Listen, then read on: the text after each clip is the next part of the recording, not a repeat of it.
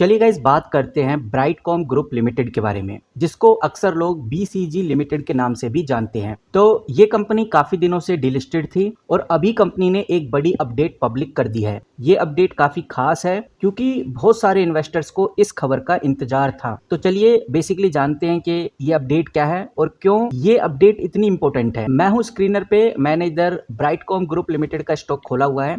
मैं डॉक्यूमेंट्स के अंदर जाता हूं तो 10 घंटे पहले ही ये अपडेट आ चुकी है। सिंपली मैं क्लिक करूंगा तो मेरे सामने जो ऑफिशियल पीडीएफ है जो कंपनी की तरफ से आई है वो खुल जाती है। यहाँ पर आप डेट चेकआउट कर सकते हैं 13 जुलाई 2025 और आज भी 13 जुलाई है। आज है संडे, आज मार्केट क्लोज है, लेकिन 14 जुलाई को मार्केट ओपन होने वाली है और 14 जुलाई ही वो दिन है जब ब्राइटकॉम ग्रुप डी लिस्ट से रीलिस्ट होने वाला है। बिल्कुल सही सुन रहे हो गाइस आप, ये कंपनी ने खुद ऑफिशियली बताया है।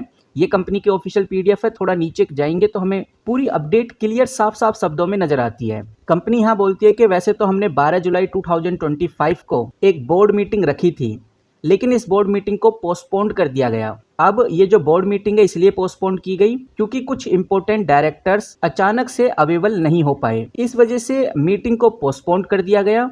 और यहाँ पर कंपनी ये भी बोलती है कि हमको पता है कि काफी शेयर होल्डर्स इस बात को लेकर काफी चिंता में हैं, इसीलिए हमने ये पीडीएफ जारी करी है, यानी ये क्लेरिफिकेशन दिया है। और अब ये जो 12 जुलाई की बोर्ड मीटिंग है ये 16 जुलाई को यानी कि वेडनेसडे को रखी गई है। बाकी जो कंपनी का शेयर बीएससी और एनएससी के ऊपर 14 जुलाई 2025 यानी कि मंडे को ही आपको रीलिस्ट होता हुआ नजर आ जाएगा और जो मीटिंग है वो 16 जुलाई को आपको इधर देखने को मिलेगी। कंपनी ने बोला है कि भाई जिन शेयर होल्डर्स ने हमें सपोर्ट किया है, हमारे ऊपर विश्वास दिखाया है, उनको काफी ज्यादा अप्रिशिएट करते हैं और कंपनी यहाँ पर वादा भी कर रही है कि वो इसी तरह से ट्रांसपेरेंसी और टाइमली कम्युनिकेशन इन्वेस्टर्स के साथ करती रहेगी। यहाँ पर गाइस समझने वाली बात यह है कि ये जो पीडीएफ है ये एक ऑफिशियल पीडीएफ है और कंपनी इस तरह के स्टेटमेंट दे रही है, मतलब कि कंपनी इस बार दोबारा से डिलिस्ट नहीं होना चाहती, इसीलिए कंपनी अपने आप को काफी स्ट्रांगली रिप्रेजेंट कर रही है। बट यहाँ पर इस पीडीएफ के बाद बहुत सारे इन्वेस्टर्स के मन में काफी क्वेश्चंस चल रहे होंगे।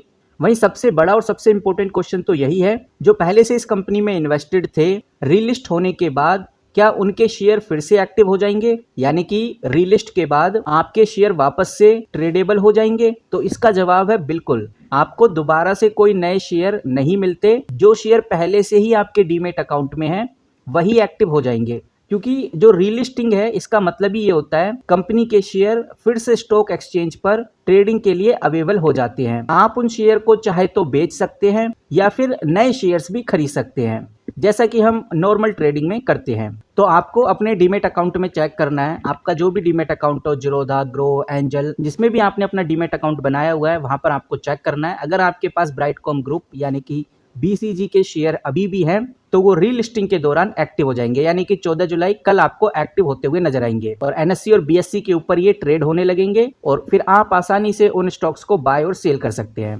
तो ये बात जो मोटा मोटी थी वो मैंने आपके साथ क्लियर कर दी, लेकिन कुछ और बातें हैं जो आपको कंफ्यूज करेंगी। सबसे बड़ी बात तो यही है कि भाई 14 जुलाई को फिर होने क्या वाला है, स्टॉक प्राइस कैसा परफॉर्म करेगा, किस तरह की ग्रोथ देखने को मिलेगी। सबसे इंपॉर्टेंट क्वेश्चन तो यही आ जाता है। और ऐसा कभी जब केस क्रिएट होता है कि पहले कंपनी डिलिस्ट थी अब रीलिस्ट होने वाली है, तो ऐसे केस में इन्वेस्टर्स किस तरह से किसी कंपनी को देखते हैं। ये बात बिल्कुल सही है कि भाई 14 जुलाई के बाद इन्वेस्टर्स के मन में काफी क्वेश्चंस होंगे और ऐसे केस में जो इन्वेस्टर्स होते हैं ज्यादातर ब्रॉडली दो तरह के डिसीजंस लेते हैं। कुछ इन्वेस्टर्स ऐसे होंगे जो पहले ही हाई प्राइस पे इस कंपनी के स्टॉक्स को खरीद लिए होंगे और उनका काफी टाइम से पैसा फंसा हुआ होगा। जिन इन्वेस्टर्स को कंपनी के ऊपर भरोसा नहीं होगा क्योंकि वो ऑलरेडी कंपनी का पास्ट देख चुके हैं, और वहीं कुछ इन्वेस्टर्स जो थोड़ा लॉस या ब्रेक इवन देखने के बाद एग्जिट करना चाहते हैं, इस टाइप के सारे इन्वेस्टर्स ब्राइटकॉम ग्रुप के स्टॉक्स एक्टिव होते ही बेचना स्टार्ट करेंगे। क्यों बेचेंगे? बात बहुत सिंपल है, ताकि वो अपने पैसे को फ्री कर सके।